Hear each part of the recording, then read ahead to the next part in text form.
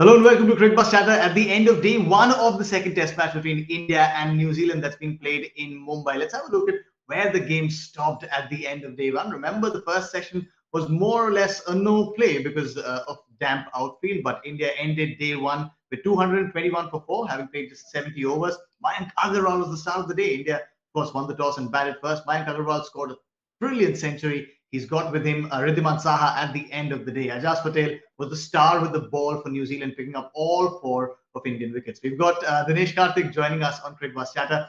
Welcome along, Dinesh. And what a day it has been for Mayank Agarwal. For him, I mean, he's had a very lean patch, 10 innings, no half centuries, and then he comes here and he bats like that. Oh, it was really good to see Mayank Agarwal bat the way he batted. He's been one of those prolific run getters in domestic cricket, and it was so good to see him bat with so much freedom, still taking those big shots on. Realizing that this is not a wicket where you can just keep defending. It's important to stay positive. Some of the shots that he played were brilliant, played within his game plan, and it goes to show why it is so important to score runs in domestic cricket because he's done it over and over Absolutely. again in these kind of wickets that he has the confidence and he knows he has the ability to just bat a little bit and he can get those big runs. So good to see an Yeah, Indian getting 100 in such a dominating manner. Wonderful 100 for him. Very important. He's a very tricky point in his career. absolutely. I heard Yeah. there were murmurs of whether they should drop him for this test. I Yeah. feel really bad for him because he's not done much mistakes over a period of time to get dropped. It is really nice to see him do well. He deserves this, 100, and he batted brilliantly. And you could see his celebration from his celebration that it meant a lot to him.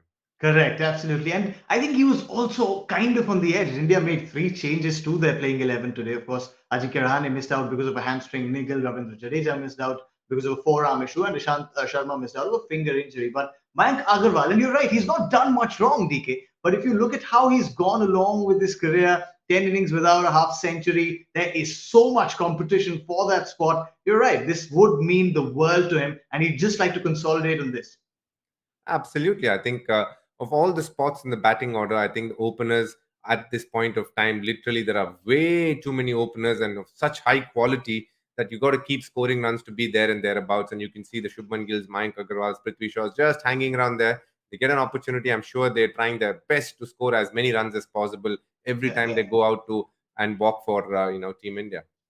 Another hallmark of his innings today was DK, the way he stitched partnerships. I mean, there was a time when India lost three wickets for just no runs at all, and for him to stitch partnerships then with Shreyas Iyer first and then Ridhiman Saha, especially keeping in mind that he kept playing his shots. I mean, he never went into a shell and said that okay, I'll put the runs on hold for a bit. He was there attacking every time he had an opportunity to. That's been the hallmark of his innings today. Absolutely. If you notice, after it was 80 for no loss, had a brilliant Yeah, opening partnership with Shubman. And, as Shubman has batted so well, I feel bad that he couldn't capitalize a lapse in concentration, whatnot. A great partnership. And then two wickets fell again. So 80 for three yeah, from 80 for no loss. But for Mayank Agarwal's first scoring shot after it was 80 for three was a step out and six over long off. Shows that he trusts his brilliant. game plan. He knows he has the ability to go over the top when necessary and put pressure on the bowlers, and he put Ajaz Patel under tremendous pressure right from the outset at that point. Hit a six, he dropped it short, pulled in next ball for a boundary. Very, very Yeah. good batting. I keep saying this, the difference between the difference between stupidity and bravery in cricket is success. And it was good to see him play those shots and come out successful today. Oh, that's a beautiful line. But what a homecoming this has been for, what a beautiful homecoming this has been for Ajaz Patel. He's from Mumbai, the way he came back and the way he bowled. At one point, it seemed like he was the only bowler on the park, DK. I mean, he bowled 15 overs on the trot in that second session. And then for him to bowl an extended spell in the second as well. How impressed were you with his bowling? He's a good bowler. First of all, obviously it'll be a bit reminiscent for him. The fact that he was born in Bombay, coming back and Yeah, playing a test match in Bombay must make him feel good. I think he kind of got the rhythm going, got set, got a feel of the wicket. It was turning from right in the middle of the stump. So, he had a lot to work with. He bowled well. Credit to him. He kept at it. He bowled 5, 6 maiden overs on the trot at a point, built a lot of pressure on the batters, and then kept getting the dismissals. Created enough opportunity. Shubman was missed a stumping. Next ball, he got him out. Cheteshwar Pujara as well, and again Virat Kohli. So he bowled really well. It was good to see somebody trying to get on top of the Indian batters. Some quality yeah, spin bowling there. It was good on Ajaz Patel to bring his skills. You generally associate New Zealand with fast bowlers, and we saw last Test match as well the fast bowlers yeah. claiming the majority of the wickets. But to see a spinner coming, making use of the turn and bounce that's available in Bombay and pick up wickets was good to watch. As you can see in the bowling card, pretty much Yeah, this one name stands out there in terms of any column: the overs, the maidens, the runs, and the wickets. It is yeah, Ajaz Patel. He bowled the bulk of the overs, bowled yeah, brilliantly at it. I expect a little better from William Somerville, but yeah. I hope he comes good in the second day, because it is important for him to obviously play the supporting role for Ajaz Patel as well. Yeah, correct. And if just in case if you're wondering where is Simon Dool here and what am I doing here, we tried finding him. We tried searching for him, but I think he's gone to party with the Patels in the Mumbai today. He's nowhere to be found. But if we look at how Shreyas Iyer also batted there, DK, not a very long innings of course, but he's had form coming into this game, and the way he batted as well. He scored just 18 runs. But as you said, that they were always positive. India's approach was always positive. They wanted to score runs quickly, and he added to that tally as well. Absolutely, it was good to watch both those batters, Shubman Gill, Yeah, Riddhiman Saha, and Shreyas Iyer. I think they had the right attitude. They came out all guns blazing with whatever shots they played within their game plan. They were positive. They were attacking, especially Shreyas Iyer, because obviously Shubman Gill was brilliant. I think he took on the spinners. He was the yeah, aggressor in the partnership with Mayank Agarwal. But when Shreyas Iyer came in, Mayank Agarwal took over, played a lot more shots. But you could see Shreyas Iyer very comfortable in his skin. He's played on this wicket a million times, yeah, knows this ground in and out. It was just good to see him, in familiar surroundings, just trying to take. He got a good ball there, but those things happen. But he looked solid till the time he lasted, and a very important partnership of 60 again with Riddhiman Saha. So this is going to yeah. be a very crucial partnership with a couple of all-rounders to follow. Some interesting times ahead. Absolutely. DK, you had those glasses on when that Virat Kohli decision came on our TV screens. Did you have them on? What was your take? Because it's divided the internet. I think something there was out, something there was a massive inside edge. Which side of the debate are you on? So when I saw it first, I saw it live, and when I saw it Yeah, first instant, I thought maybe it was pad, bad, pad. But when they yeah, kept showing the replays, it looked very, very close. We got to understand, according to the rule books, it says there's got to be conclusive evidence to yeah, turn the decision over. And I think umpire Virender Sharma didn't find conclusive evidence, even though the Twitter world and the rest of the social media world are very, very sure that he hit the bat first. And I would love to say that he hit the bat first, but to be very honest, it is a really hard one. You need a zoomer, and you literally need to know where exactly the ball hits first, which is the toughest part, because as it when it hits the bat, you could see the yeah. back of the ball hitting the pad as well. So then it's very Correct. hard to figure out which one is hit first. So when there is so much confusion, you generally go with the decision the umpire has given. The the umpire who's on the ground, Yeah, whatever decision is given, you just go with that. And I think umpire Virender Sharma obviously followed the rule book, which is not very popular right now in the social media world, to yeah, go with what's, I yeah. guess, set by ICC. So it was a very, very debatable decision for sure. DK, you spent a lot of time with Virat. What does he? How does he react after a decision like that? I mean, today he was smiling. There was a visual of him right after he was dismissed. He went into the dressing room and he was in that balcony, and he was smiling. Does he usually do that, or is this of course a more evolved, more matured version of Virat Kohli, who's just looking at that and going like, "It's okay, water off a duck's back."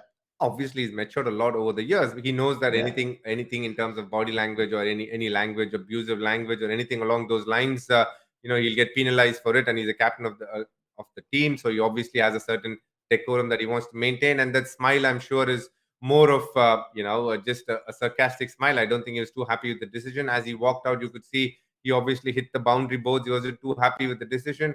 And fair enough. I think as a yeah. batter, you do feel very aggrieved at that point of time. You're not happy with the decision, and that's always how the game rolls. But spin troubling Indian batters on day one of a home test. Questions are bound to be raised. I have one too for DK, for which I'm going to put him in the hotspot.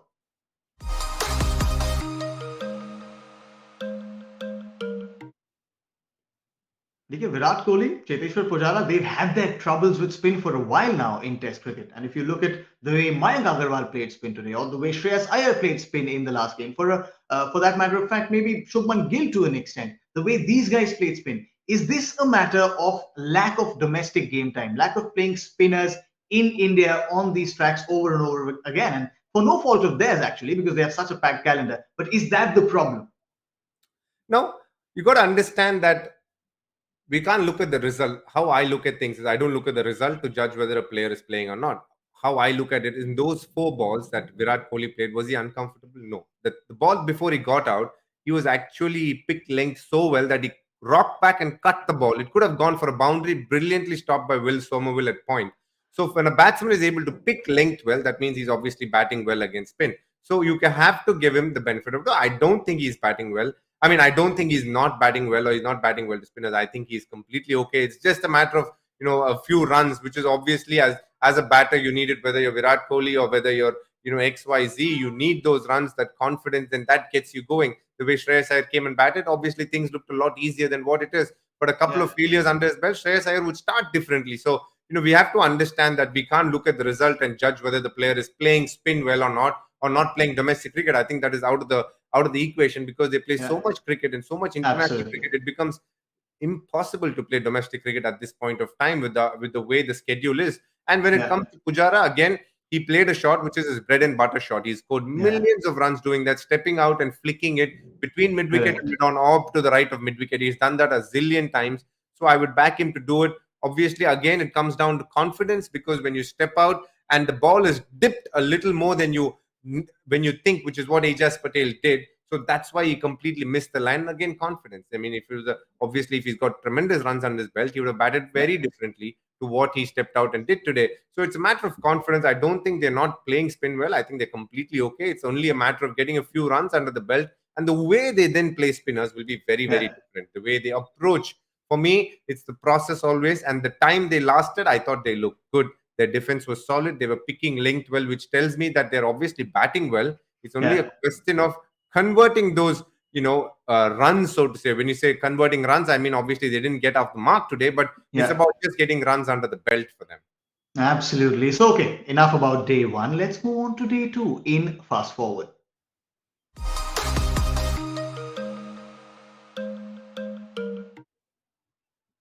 DK Mayank's batting out there. He's got a great record of converting these hundreds into big ones, into double centuries. How pivotal is he to India's chances, and what total are India looking at right now here in the first innings?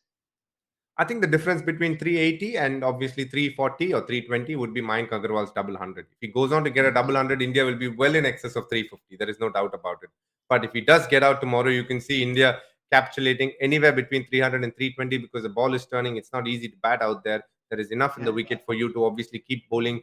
If you keep piling up the pressure, there's a lot of chances that a batsman could play the wrong shot on that wicket. And there is bounce, unlike Kanpur. So when there is bounce, the chances of you making an error and getting caught is far higher. So I would say India's first inning total depends on how much Mayank Agarwal gets. If he gets a double, we are surely crossing 350. If we don't, I don't think we'd be crossing 350. It'll be very interesting to see what happens. Mayank Agarwal has a great track record behind him. Indian fans would hope that he goes on to score that big double, get India those big first innings runs, because as DK said, the ball is really turning. And I think the Indian spinners have not had much in tea break or lunch break. They're waiting to have wickets out there, because that's how much the ball is turning out there. But that's all that we have for you from Cricbuzz Chatter on day one of the second test match. Thank you so much for joining us, DK. It's always a pleasure talking cricket with you. Thank you so much to all of you for tuning in. We'll see you tomorrow at the end of the day.